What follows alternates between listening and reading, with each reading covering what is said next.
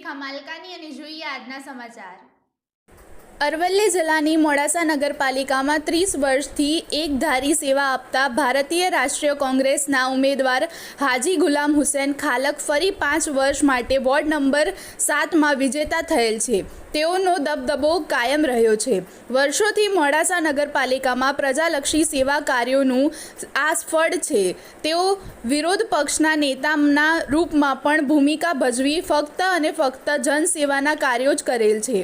હર હંમેશ મોડાસાની પ્રજાના વિકાસના કામો માટે અવાજ ઉઠાવ્યા છે। આવા સરળ સ્વભાવના અને બુદ્ધિજીવી હાજી ગુલામ હુસૈન ખાલકની જીત માટે તેમને તમામ સમાજે અભિનંદન પાઠવ્યા હતા। વોર્ડ નંબર 7ના ભારતીય રાષ્ટ્રીય કોંગ્રેસના ઉમેદવાર હતો હું।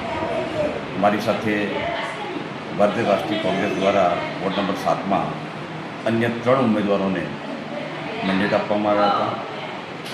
ખરેખર આજે એટલી બધી હર્ષની લાગણી અનુભવું છું કે મારા વોર્ડના તમામ મતદારો, ભાઈઓ, બહેનો, શુભેચ્છકો, મિત્રો ને જેમના હૃદયમાં મારા 30 વર્ષની જે સુવાસ હતી અને એ સુવાસના જ ભાગરૂપે આજે એમને જે પ્રતિસાદ આપ્યો છે, 26મી તારીખે જે મતદાન કર્યું શાંતિપૂર્વક સૌહાર્દપૂર્ણ વાતાવરણમાં, અને આજે જે પરિણામ આવ્યું એ પરિણામ એક ઐતિહાસિક પરિણામ હતું।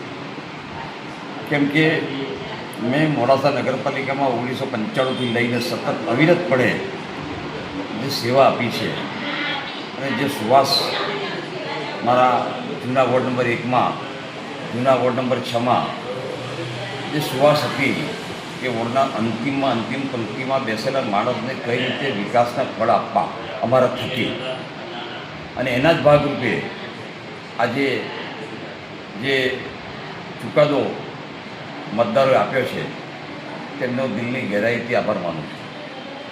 વોર્ડ નંબર 1થી વોર્ડ નંબર 9માં મોડાસા નગરપાલિકામાં ભારતીય રાષ્ટ્રીય કોંગ્રેસના જે ઉમેદવારોને મૂકવામાં આવ્યા હતા અને તેમને પણ કદાચ કેટલાક વોર્ડમાં વિજય થયા છે, કેટલાક વોર્ડમાં વિજય થયા નથી, પરંતુ જે બહુ મોટી માત્રામાં જે લોકોએ મત આપીને જે પ્રતિસાદ આપ્યો છે તે બદલ હું મોડાસા નગરની જનતાનો પણ હૃદયપૂર્વક આભાર માનું છું। ખાસ કરીને હું મારા મુસ્લિમ સમાજના, જ્યારે આપ ચોથા જાગીર તરીકે આજે મને મળવા આવ્યા છો ત્યારે હું આપના દ્વારા એક સંદેશ આપવા માગું છું કે ચૂંટણીઓ આવવાની જવાની, કોઈ હારશે કોઈ જીતશે, પરંતુ સમાજની જે એકતા અકબંધ રહેવી જોઈએ એ અકબંધનો સંદેશ હું આપવા માગું છું।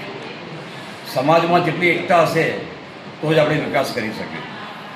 આજે જે દેશમાં અને રાજ્યમાં અને મોડાસા શહેરમાં જે પરિસ્થિતિ છે, જે રીતે સત્તાધારી પક્ષ પોતાના મનગમતા નિર્ણયો લઈ રહી છે અને અમારા મુસ્લિમ સમાજને કિનારે રાખીને જે રીતે વાત કરી રહી છે, તો હું મારા મુસ્લિમ સમાજના તમામ ભાઈઓ, બહેનો અને નગરજનોને પણ વિનંતી કરું છું કે આપણે સૌહાર્દપૂર્ણ વાતાવરણમાં ભાઈચારાને અને એકતાનું પ્રતિબિંબ કરીએ કે આવનારા દિવસોમાં જેટલું ભાઈચારો આપણા વચ્ચે હશે, જેટલું સૌહાર્દપૂર્ણ વાતાવરણ આપણા વચ્ચે હશે, તો ચોક્કસ મોડાસા નગરનો સત્તાધારી પક્ષ સાથે વિપક્ષની પ્રહરી તરીકે અમારી જે ભૂમિકા સમતોલ વિકાસની હંમેશા રહી છે અને હંમેશા રહેશે તે વાતને પ્રતિબિંબિત કરીશું।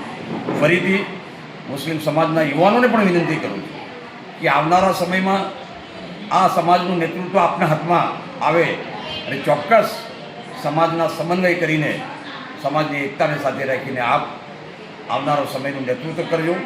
હું મારા મોડાસા નગરના વોર્ડ નંબર 7માં અને જ્યાં જ્યાં પણ મારી જરૂર પડશે એ વોર્ડમાં જ્યારે પણ મને બોલાવવામાં આવશે, મારી ટીમને બોલાવવામાં આવશે, એ નગરના વિકાસના પ્રશ્નોની વાચા આપવાનો પ્રયાસ કરતા રહ્યા છે અને કરતા રહીશું। ફરીથી આપ સર્વેનો મોડાસા નગરપાલિકામાં જે કોંગ્રેસ પક્ષના ઉપર વિશ્વાસ મૂક્યો છે, અમે સત્તા પ્રાપ્ત નથી કરી શક્યા, પણ વિપક્ષની જે ભૂમિકા આપે આપી છે એ વિપક્ષની ભૂમિકા અમે ચોક્કસ એક પ્રહરી તરીકે નિભાવીશું।